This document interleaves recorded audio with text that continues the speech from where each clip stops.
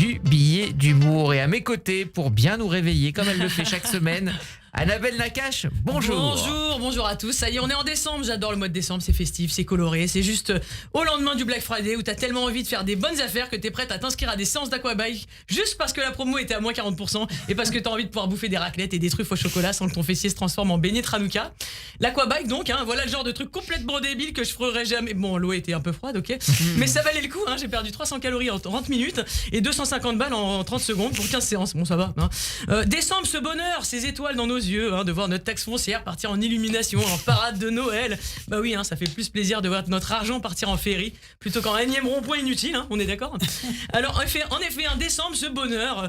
N'oublions pas non plus ces débats conjugaux croustillants pour savoir chez qui on va passer Noël ou Hanouka. Chez ma mère. Non, la mienne. Je divorce. Bon, ok, ta mère, sa mère, la mère. Ou alors on se chamaille aussi pour savoir ce qu'on va faire pour les vacances. On va au ski cette année. Non, ça me saoule, le ski, je déteste ça. Je divorce. Bon, ok, Morzine ou Megève. Bon, bref.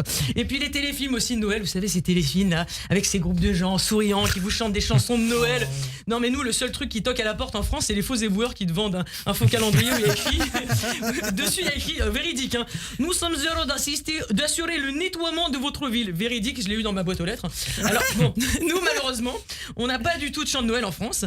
Et en plus, cette année, on n'aura pas de chanson du Nouvel An non plus, parce que comme vous l'avez peut-être entendu, ils ont annulé le concert du Nouvel An sur les Champs-Élysées pour des raisons de sécurité. Et oui, il n'y a pas assez de flics pour éviter des émeutes à Paris, mais on va aller faire la guerre à la Russie, j'adore.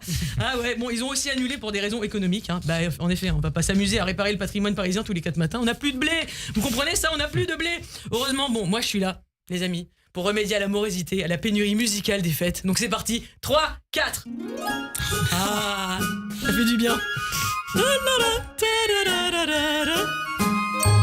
T'as tellement dépensé en décembre, pour rembourser tu te coupes un membre. L'État va pas t'aider, y a plus de blé. C'est ballot, c'est ballot, c'est ballot. Plus de profs, plus de flics, docteurs ou infirmières. Mais on veut recruter des militaires. Sauf qu'il y a plus un rond pour les munitions. C'est ballot, c'est ballot, c'est ballot.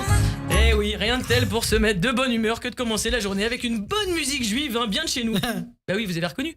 Bah oui, Let It Snow, c'est une musique juive quoi. Bah oui, écrite par Jules Stein et Sami Khan, compositeurs et auteurs juifs qui ont été récompensés pour leur musique de film ou à Broadway.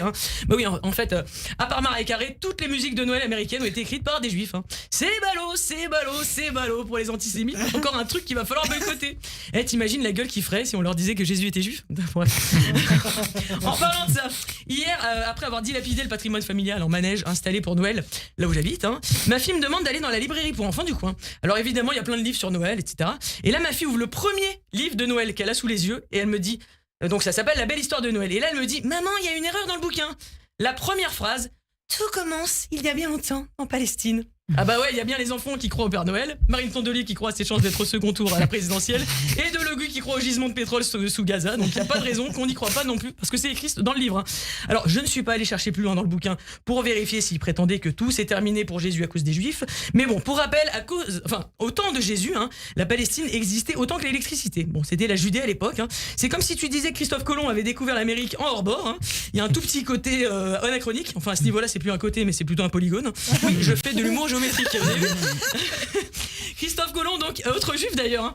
Ça le dérange pas trop même Dany que ce soit un juif qui ait découvert l'Amérique. Mais bon, tu savais pas que c'est un juif qui avait découvert l'Amérique? Tu savais pas que le Père Noël n'existait pas? Bah tu découvres l'Amérique ou quoi? Bon bref, pousse. On en parle du Père Noël? Non parce que chez nous les juifs en fait, le concept c'est qu'on croit pas vraiment à la résurrection de Jésus. Mais surtout, on ne veut pas que nos enfants croient au Père Noël. Pourquoi? Parce que c'est trop facile. Attends, excusez-moi. Toi, tu travailles comme un malade. Tu passes un temps fou à aller trouver les cadeaux, à faire les paquets. Parce qu'en plus, dans les magasins, il y a plus personne qui fait un paquet de nos jours. C'est pas dans la fiche de poste. Vous voulez un paquet? Tenez du papier. Je le balance comme du PQ, sérieux. Et puis sinon, ils te disent, vous voulez une boîte cadeau? Bah, c'est 5 €. Voilà, c'est plus cher que le cadeau, c'est génial.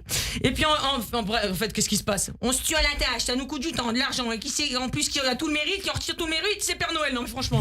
Alors qu'il a rien foutu, celui-là, dans son peignoir en velours rouge, là, à se gratter la barbe. Il est tellement paresseux que ça fait 28 ans qu'il se l'est pas rasé. Et puis, entre nous, si vraiment il existait, le Père Noël, bah vous savez quoi? Bah ce serait une Mère Noël, bah évidemment. Dans le couple, qui c'est qui fait les cadeaux? Qui c'est qui s'ennuie à faire ça? Bah c'est les femmes, mais oui. Donc ça serait une Mère Noël tout simplement. Non mais c'est bon. Donc sinon, pour finir, quand même, pour parler de fête, j'ai une bonne recette de beignet de Hanouka. C'est le RN qui l'a inventé. Pour le croquant, Tu prends un bardella. Sur la tête, tu lui mets la farine, un œuf, ça c'est pour le fondant. Et ensuite, tu reprends les casseroles de David Racheline, qu'on a retrouvé bras dessous avec des gens pas fréquentables. Ça, c'est pour le croustillant. Et pour finir, Hanouka, c'est 8 jours, tu mets 8 litres d'huile. Voilà, bon allez, rien que d'en parler. Moi, ça me fait déjà grossir, je vous laisse. Je vais à l'Aquabike car me retire mon abonnement.